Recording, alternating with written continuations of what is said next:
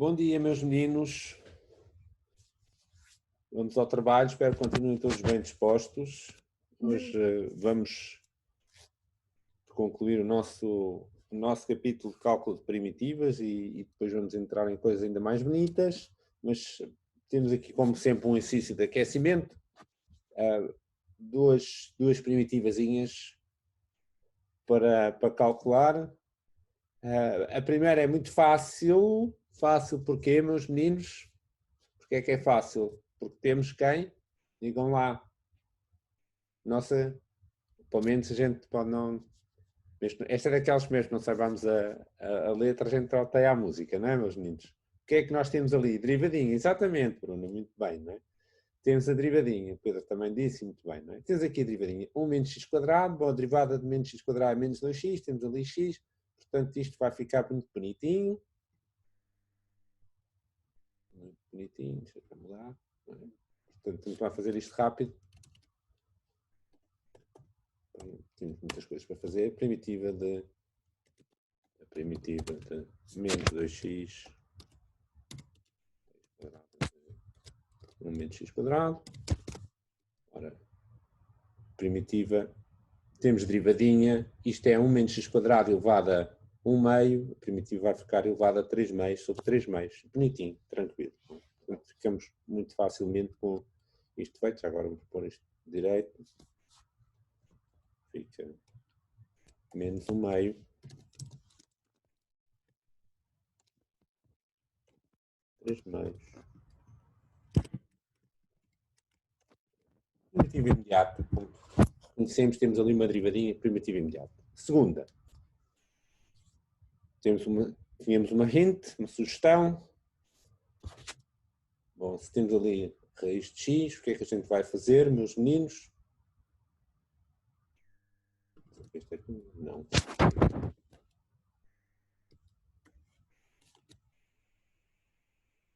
O que é que fazemos aqui? Bom, a sugestão era bastante direta, vamos substituir quem? Bom, o que é que há para substituir raiz, não é? Portanto, segunda.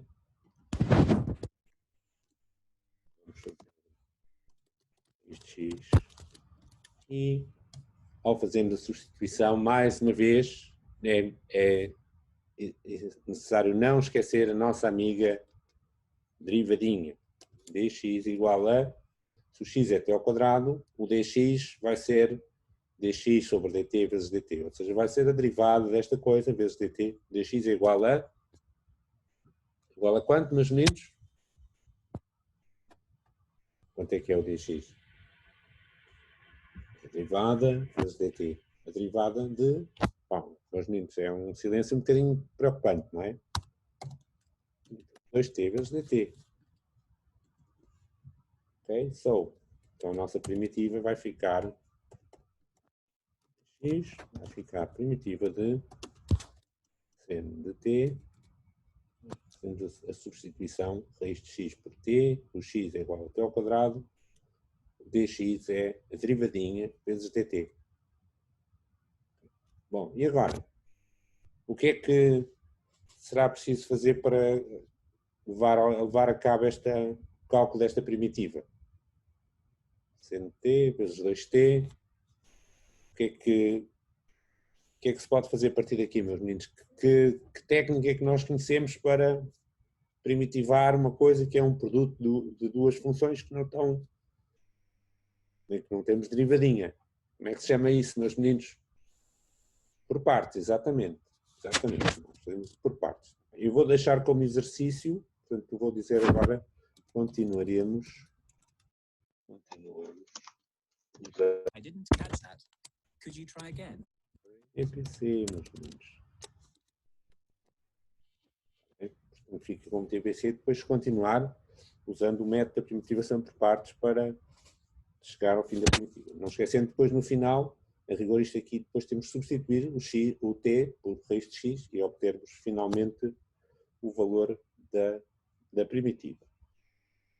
Ok, bom, então vamos entrar na nossa ordem do dia para hoje. Okay. Vamos recapitular muito rapidamente o que dissemos na parte final. O tema de hoje é primitivação de funções racionais. Funções racionais são funções que são quociente de dois polinómios. Nós falámos disto da última vez. Portanto, tenho um quociente de dois polinómios. Chamamos isto uma função racional. Dizemos que é própria se o grau do numerador for inferior ao do denominador. Vimos vários exemplos. Portanto, estes slides já estavam na aula anterior, é só para recordarmos rapidamente o que é que andámos a fazer. E vimos que, no caso de funções racionais, já há muitas funções racionais que nós sabemos primitivar. Sabemos que elas vão dar coisas em que temos um polinómio do primeiro grau, temos a derivada em cima, portanto dá um logaritmo. Coisas que temos um polinómio do primeiro grau elevado ao quadrado, ao cubo, à quarta, por aí fora, também conseguimos pôr ali a derivada em cima e vai-nos dar uma potência. Portanto, neste caso isto é o 2x mais 1 elevado a menos 2, vai ficar elevado a menos 1. Pego da potência, bonitinho, e situações em que temos um polinómio do segundo grau que não se decompõe, este já não tem raízes, já não podemos separar em coisas mais pequenas, vai-nos dar o nosso amigo arco-tangente. Vimos mais alguns exemplos, aqui um em que dava um arco-tangente, tínhamos que pôr um 4 em evidência, fizemos isto na última vez, e depois o que ficámos por fazer foi encarar agora outras funções racionais mais complicadas, ver como é que nós conseguimos transformar em algo parecido com estas que nós temos aqui. Esse é o tema para hoje. Portanto, o nosso método para lidar com funções racionais vai ser, primeiro, vamos ver se a função racional é imprópria. Se for, então, fazemos a divisão dos polinómios. Portanto, se eu tiver aqui um polinómio de grau 3 e aqui um polinómio de grau 2, eu posso dividir os polinómios e escrever aqui o resultado da divisão. E o polinómio, portanto, o P vai ser o quociente, o divisor vezes o quociente mais o resto, e eu dividindo isto por tudo por Q, fica simplesmente, isto a dividir por Q, fica simplesmente o polinómio H mais o resto a dividir por Q. Mas este agora já é uma função racional própria, portanto, se nós conseguirmos lidar com todas as funções racionais próprias, também conseguimos lidar com as impróprias. Fazemos primeiro uma divisão, primitivar um polinómio é fácil, primitivar uma função racional própria, se nós conseguimos resolver isso, conseguimos lidar com todas as funções racionais. Portanto, vamos nos concentrar a partir de agora nas funções racionais próprias, ver o que é que nós conseguimos, como é que nós conseguimos lidar com elas. Portanto, como é que nós vamos fazer? Vamos olhar para o denominador desta fração e vamos começar por decompô-lo em fatores. Vamos tentar encontrar os fatores deste polinómio e depois, em seguida, vamos tentar reescrever esta fração como soma de funções mais simples, de frações mais simples, com denominadores iguais aos fatores que encontramos ali. A melhor maneira de ver isto é pormos efetivamente um exemplo a funcionar. Depois, se encontrarmos isto, estas funções mais simples vão ser polinómios do primeiro ou do segundo grau e essas já nós conseguimos primitivar, já vão dar logaritmos, arcos tangente, como vimos há bocadinho. Exatamente esse tipo de situação que nós já sabemos, com a qual nós já sabemos lidar. Okay. Bom, por exemplo, uma função racional. Esta função racional é própria ou imprópria? Bom, vamos ver o grau. Este tem grau 1, este tem grau 2. Portanto, é uma função racional própria. Ou seja, não é preciso fazer uma divisão de polinómios porque esta função já é própria. Ora, então, o passo a seguir vai ser decompor este polinómio em fatores. Ora, este é um polinómio de grau 2. É muito fácil de compor um polinómio em fatores. Polinómio de grau 2. Nós já sabemos fazer isso há muitos anos, desde que éramos pequeninos, não é verdade? Como é que a gente pode compor um polinómio de grau 2 em fatores? Bom, o polinómio de grau 2 vai-se compor num produto de dois polinómios de grau 1 se este polinómio tiver raízes. Bom, isto é algo que a gente aprende aí no ano, ou coisa parecida. Ora bem, então, vamos então decompor este polinómio em fatores. Vão ser fatores da forma x menos qualquer coisa, x menos qualquer coisa. E essas qualquer coisa são o quê? Nem mais nem menos que as raízes do polinómio. Bom, então como é que a gente acha as raízes do polinómio? Fácil. No polinómio grau 2, como é que achamos as raízes? Já sabemos fazer, não é? Como é que achamos, meus meninos? Hello? Como é que achamos as raízes de um polinómio de grau 2? Igualamos a 0 e depois?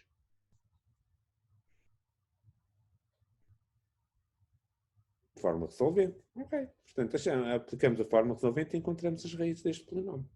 Tudo bem.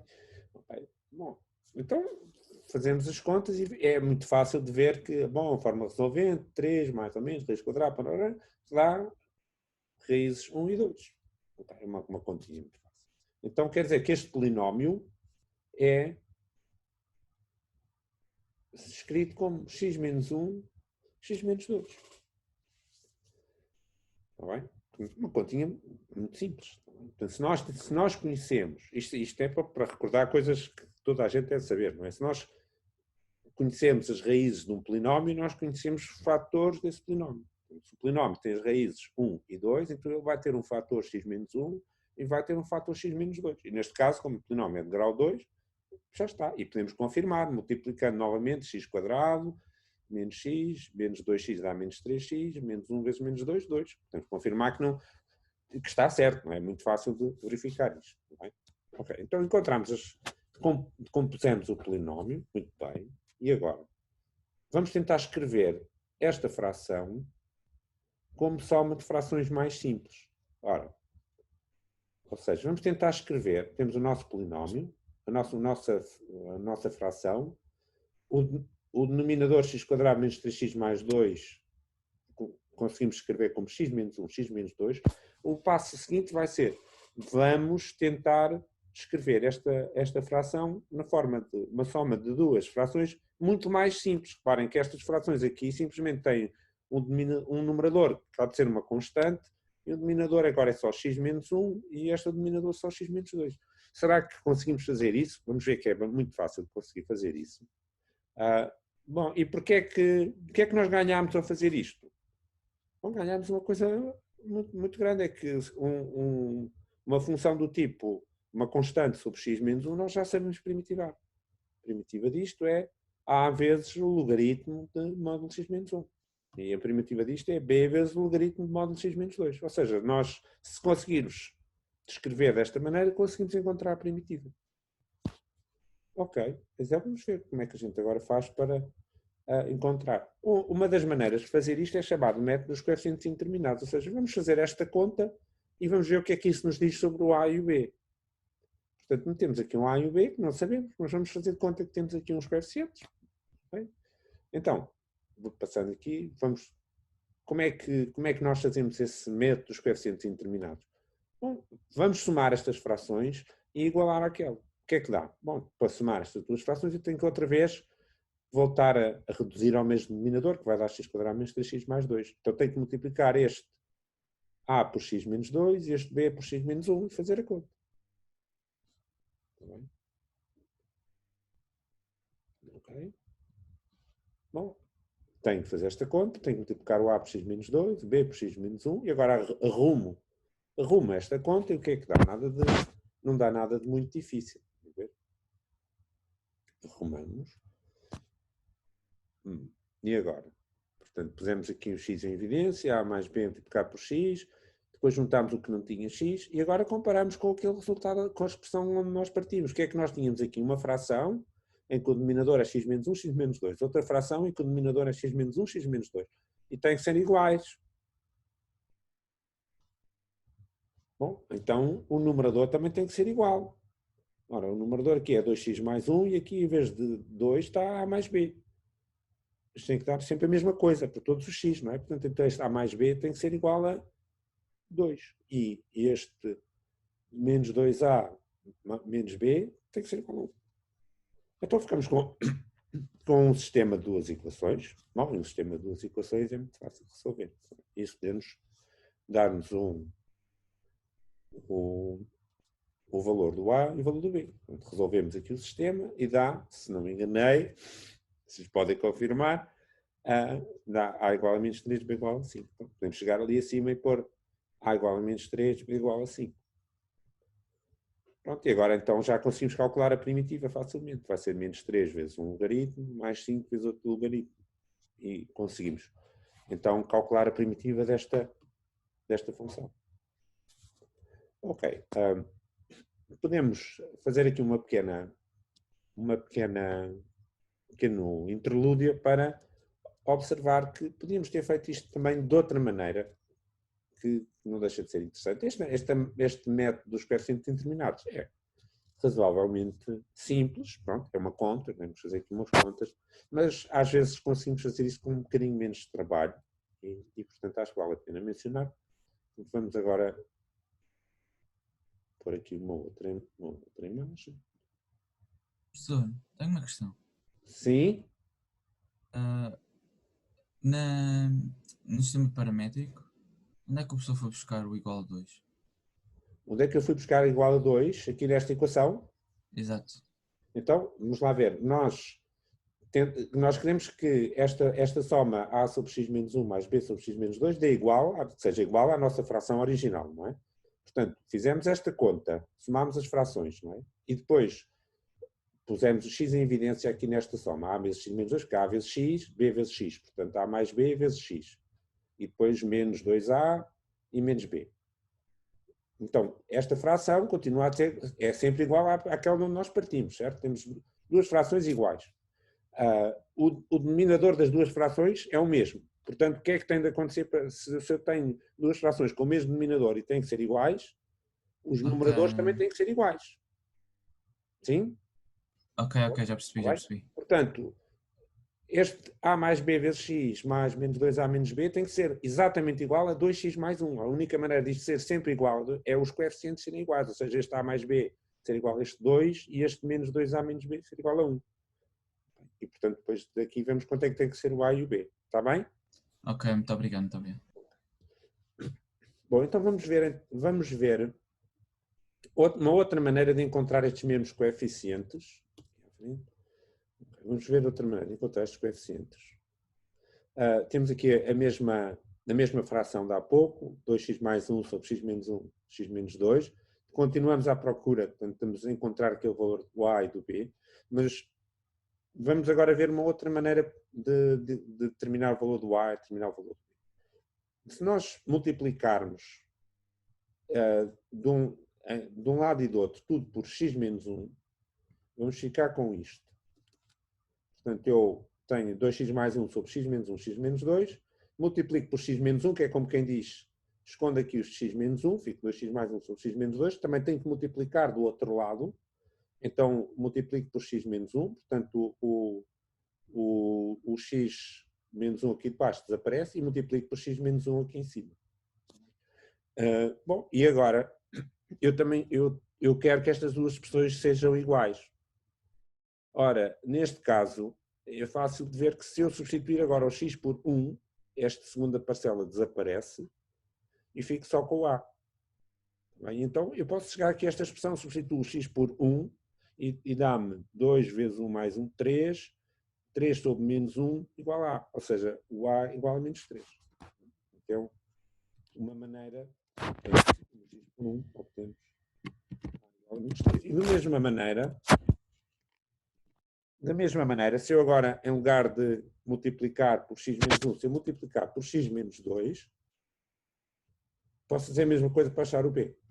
Portanto, se eu agora multiplicar esta fração por x menos 2, é como se eu tapar aqui o x menos 2, fico com esta expressão, multipliquei tudo por x menos 2, não é? Aqui eu fico multiplicar por x menos 2 e aqui multiplicar por x menos 2.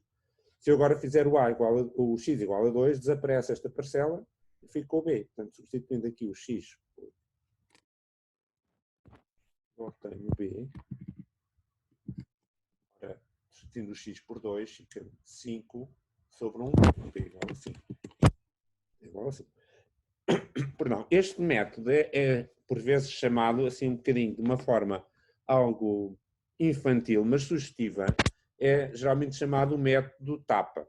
Porquê o método tapa? Porque nós podemos, digamos, partindo aqui da expressão inicial, podemos chegar aqui e tapar, se nós formos aqui taparmos o fator x menos 1, corresponde ao A, e agora calcularmos o valor da expressão que fica, substituindo o x por 1, foi o que nós fizemos aqui para obter o A. dar-nos o valor do A. Portanto, 2 mais 1, 3, sobre menos 1, o A é igual a menos 3. Se eu fizer a mesma coisa, tapando agora do outro lado, agora, que no fundo equivale a multiplicar por x menos 2, e substituir agora o x por 2, eu obtenho 5 sobre 1 e o b é igual a 5. Ou seja, é um método muito rápido para obter estes coeficientes e por vezes chamado método tapa, não é? Por esta razão. Podemos, na prática a gente pode dizer assim, tapamos aquele, substituímos, escrevemos e damos o valor. Portanto, é uma maneira muito rápida. Às vezes há quem não goste deste método porque parece que estamos a fazer batota. Não estamos a fazer batota.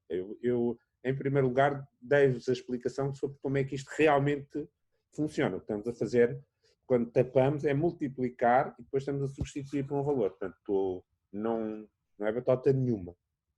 Portanto, sobretudo se tivermos fatores sempre do primeiro grau, este método do TAP é bastante rápido para encontrar os coeficientes. Mas o método dos coeficientes indeterminados funciona sempre. Portanto, se nos sentimos mais confortáveis com o outro método, não há qualquer espécie de...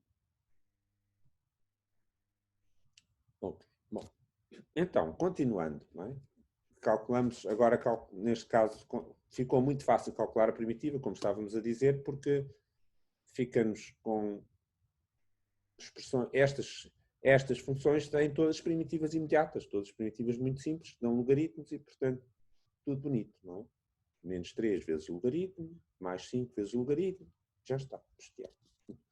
Ora, bom, esta foi bastante fácil, porque tínhamos um polinómio do segundo grau e a gente simplesmente chegou ali, aplicou a fórmula resolvente, encontrou as raízes e isto ficou bastante fácil. Vamos ver um exemplo um bocadinho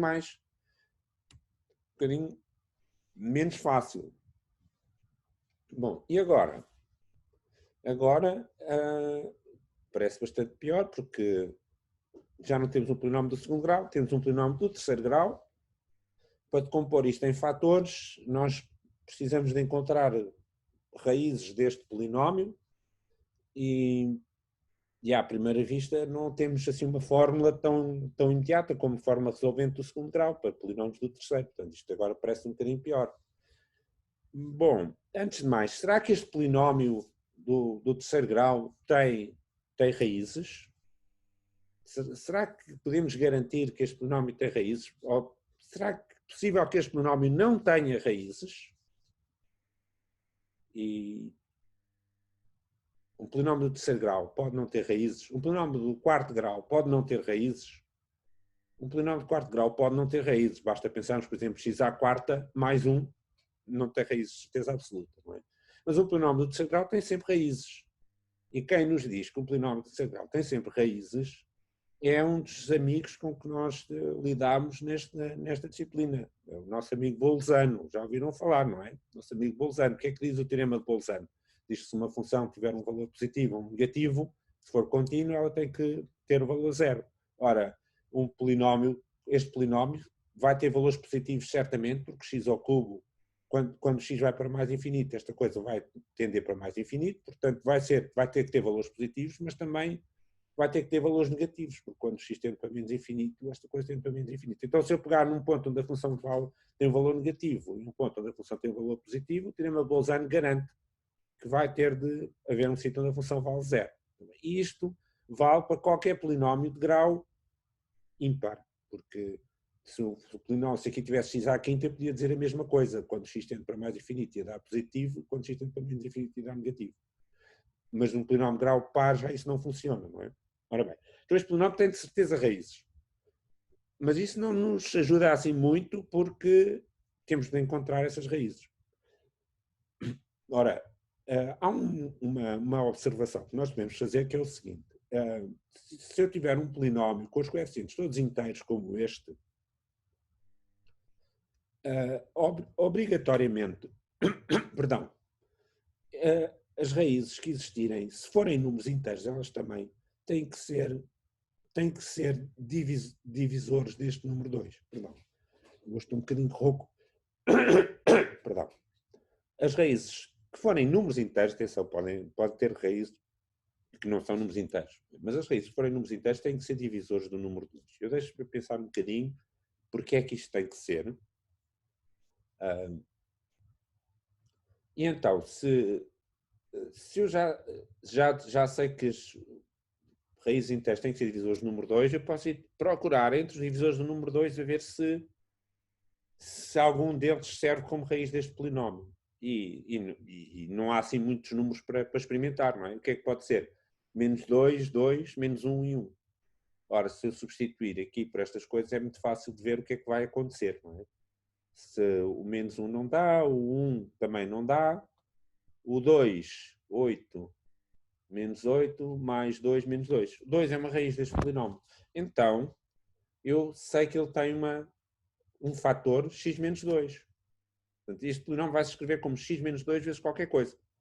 Como é que eu descubro o resto dos fatores? Agora temos aqui a resposta, mas antes de dizer assim, então, como é que aparece esta composição? Primeiro, x menos 2, porquê? Porque nós verificámos que 2 era uma raiz do polinómio, então ele tem uma raiz x menos 2. Isto é princípios do ensino básico.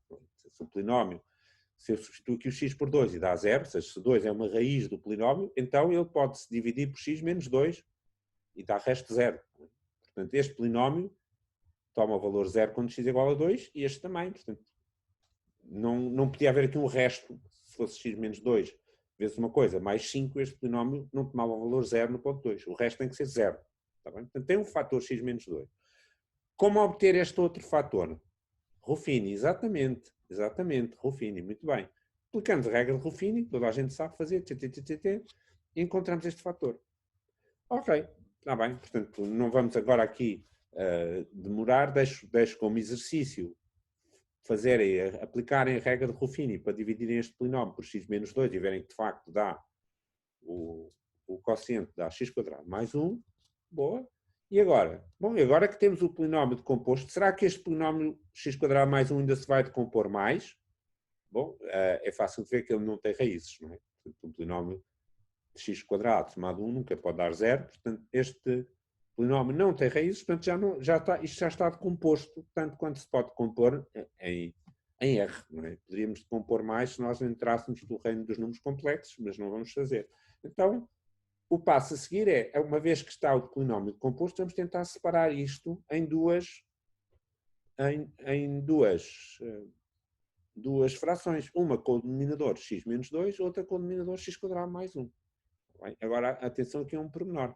É que, bom, o polinómio x menos 2, isto é um polinómio de grau 1, portanto aqui em cima temos uma constante. Reparem que a regra é sempre, as frações são sempre próprias, porque a fração de onde nós partimos é uma fração própria, mas se eu aqui tenho um polinómio do segundo grau, para ter uma fração própria, eu posso ter aqui um polinómio de grau até grau 1.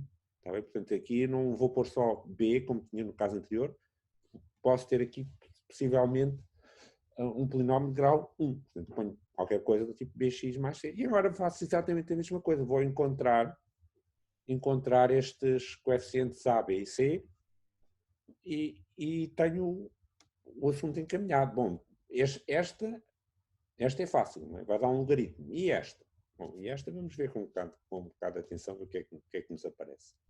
Bom, fazemos aqui as continhas. Muito bem, ok. O A tem que se multiplicar por x² mais 1, o B, bx por x menos 2, o C por x menos 2. Arrumamos aqui estas continhas todas e depois obtemos os valores do A, do B e do C.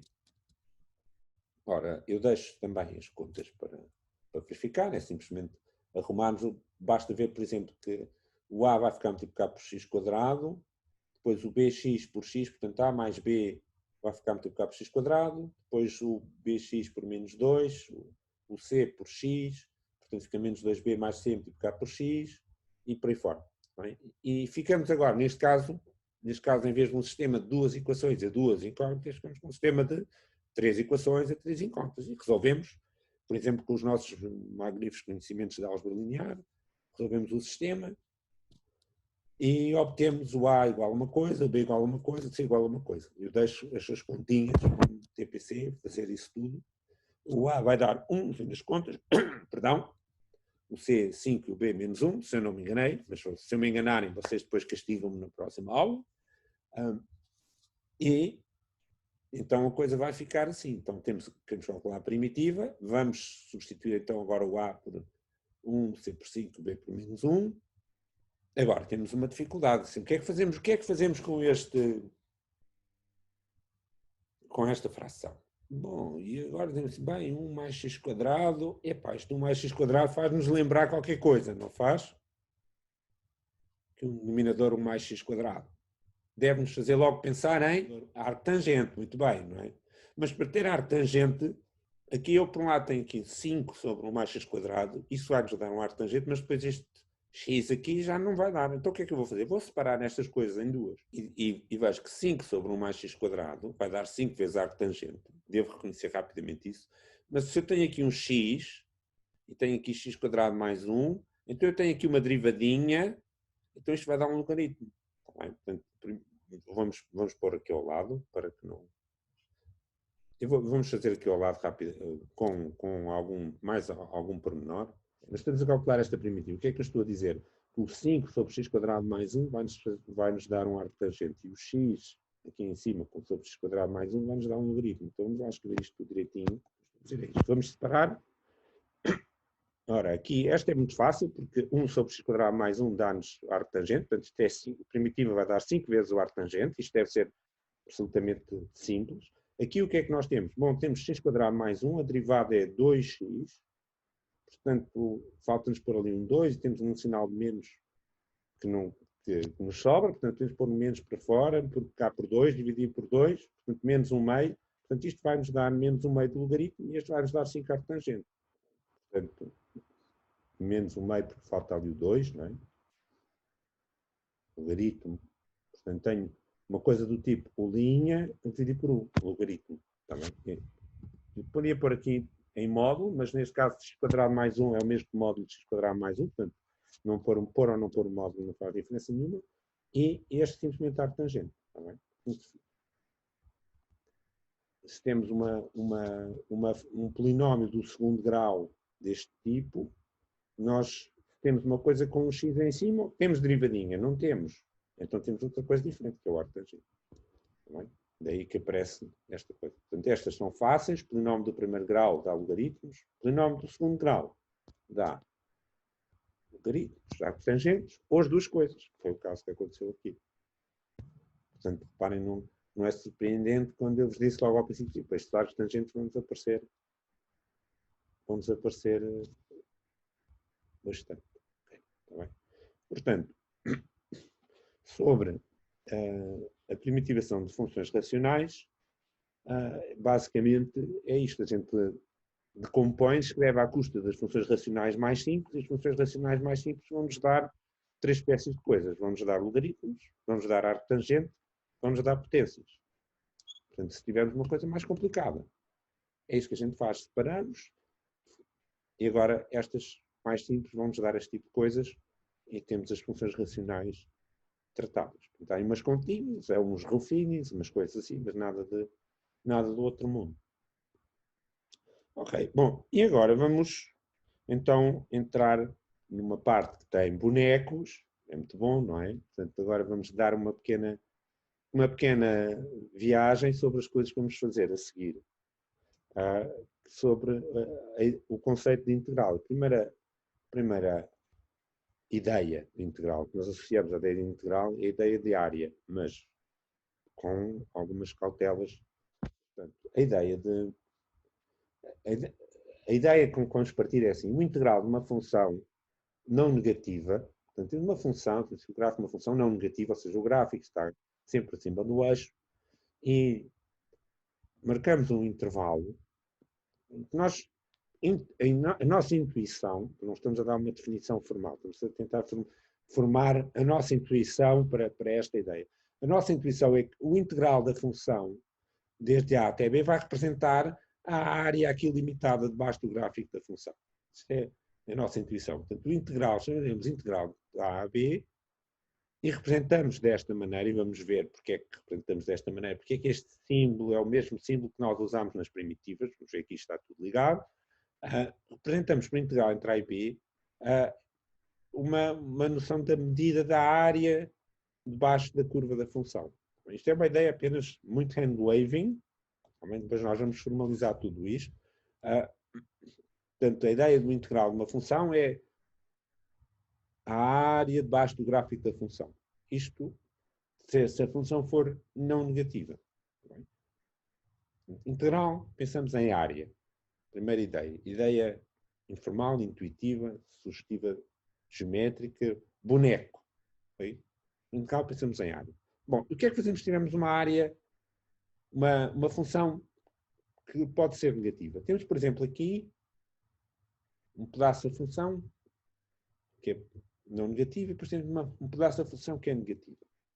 Okay? E se nós quisermos pensar no integral da função desde A até B, nós temos, por um lado, aqui uma parte onde a função é positiva e uma parte onde a função é negativa.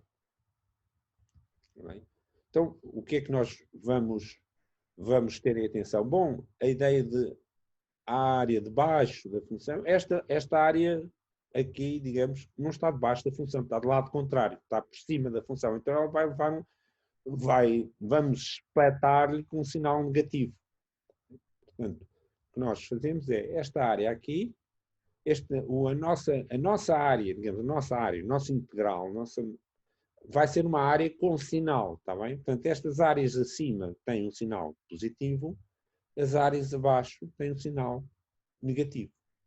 Portanto, se nós fizermos este boneco, podemos pensar assim, ok, está bem, temos aqui uma área que contribui com um sinal positivo e temos aqui uma área que contribui com um sinal negativo. Então, as áreas debaixo da curva e acima do eixo têm um sinal positivo, as áreas acima da curva e abaixo do eixo têm um sinal negativo. Tá bem? Okay. Portanto, isto não é uma definição formal da coisa, é uma ideia geométrica intuitiva do que vai ser o integral. Tá bem? Vejamos alguns exemplos muito simples. Se nós pensarmos nesta função 2 menos x, o gráfico é uma reta, é? Dentro da mesma ideia, o integral da função desde 0 até 2, representa a área que está debaixo do gráfico da função, desde o 0 até o 2. Quanto é que vale isto? Quanto é que vale isto, meus meninos? 2, exatamente. Gonçalo e Grigório. 2. Porquê? Bom, é a área do triângulo, está bem? Fácil. Ok. Outro exemplo. A função floor. Função floor. O que é o floor? Floor de um número é o inteiro mais próximo, imediatamente, arredondando para baixo. Daqui estes pauzinhos. Não é? Esta anotaçãozinha é do matemático chamado Kenneth Iverson. Fez coisas muito interessantes e também umas coisas muito malucas, como uma linguagem de programação chamada APL. Weird. Mas esta notação é extremamente sugestiva, não é? Portanto, pegamos num número arredondando para baixo, ou seja, portanto, o floor de um número x é sempre um número inteiro, e se tivermos o gráfico desta função, vai-nos dar isto. Okay? Portanto, o floor de 0, tal é 0. Isto aqui é 0, 1, 2, 3, por aí fora. O floor de 1 é 1, arredondamos para baixo. Não é? Depois, se for 1, qualquer coisa, o floor dá sempre 1, mas depois, quando chegamos ao 2, o floor de 2 já é 2, e assim sucessivamente. Portanto, se eu quiser representar o integral desta função, portanto, esta função que é uma função descontínua, não é? Aqui é descontínua no 1, descontínua no 2, descontínua no 0 também, então não está aqui o gráfico para trás, mas também era continuava. É o que nós chamamos vulgarmente uma função em escada, por razões, acho que são óbvias, não é? Okay. Portanto, se eu quiser o integral desta função entre 2 e 3,5, bom, ok, 2 até ao 3,5, vamos fazer aqui o boneco. Está bem? Fica isto. Desde o 2 até o 3,5. Também não há dificuldade nenhuma em dizer quanto é que isto é. Ok? Portanto, bem, quanto é que dá? Ora, é a área de um retângulo mais a área de outro retângulo. Ora, este retângulo aqui tem, deste é do 2 até o 3, portanto a base é igual a 1. A altura é igual a 2. Portanto, este vale 2. E este aqui a base é 0,5, 1 meio, e a altura 3. Portanto, quanto é que isto dá? 3,5, exatamente, Gonçalo. 3,5. 3,5, ok. Vamos ver outro exemplo mais difícil. Ok, agora o integral de cosseno. Ora, esta é a função cosseno de 0 até π, integral de cosseno. Quanto é que isto dá? Agora já não temos áreas de retângulos, já não temos áreas de triângulos, já não podemos seguir pela mesma ideia intuitiva e simples. Alguma ideia de quanto é que isto vai dar? Sem fazermos... O próximo boneco acho que vai dar a resposta, mas se calhar talvez possam adivinhar antes de eu mostrar o boneco. Ora, estamos a 0, Daniel. Muito bem, vai dar 0, exatamente. Exatamente. Ok, portanto, o que é que vai acontecer? O integral de 0 até π, e o que nós vimos, bom, as áreas acima do eixo contam com sinal positivo, as áreas abaixo do eixo contam com sinal negativo. Dada a simetria da função, a área desta região azul é exatamente igual à área da região vermelha, mas, portanto, como se somam com sinal, o total dá 0. Muito bem. Okay? Portanto, conseguimos calcular este integral e dá 0, mesmo sem saber. Reparem, nós não sabemos, ainda não sabemos qual é a área azul. Portanto, se eu tivesse perguntado qual é o integral desta função cosseno de 0 até π sobre 2, que daria a área desta região azul, ainda não sabíamos responder. E a mesma coisa, também não sabemos quanto é que é esta, mas sabemos que são simétricas uma da outra, portanto, o total do integral de 0 a π vai dar 0. Ok, muito bem. Depois descobriremos quanto é que isto dá, muito em breve. Outro exemplo ainda. Integral de menos 1 a 1 da função módulo. Também muito fácil. Reparem que as funções... Esta função, por exemplo, não tem derivada aqui, mas isso não tem problema de espécie alguma. A outra função, há bocadinho do flor, nem sequer era contínua, e isso não impediu de nós calcularmos o integral. Vamos ver que, de facto, podemos calcular o integral de muitas funções, mesmo que não tenham derivada, mesmo que não sejam contínuas. Também é um assunto que nós vamos discutir, quais são as funções para as quais nós podemos calcular os integrais e quais não podemos. Ora bem, então, o que é que isto vai dar? Coisas muito simples, de menos 1 a 1, portanto, há alguns para aqui o menos 1, 1, fazer o boneco, 1, muito bem. Ok. Ok, bom, e o tema a seguir vai ser nós começarmos a ver como obter efetivamente a noção de quais são as funções que têm um integral e como calcular esse integral. E para isso vamos definir noções de soma inferior, soma superiores, mas estamos quase no fim da nossa hora de hoje. Acho que mais vale começar isto na próxima vez. E, portanto, terminamos por aqui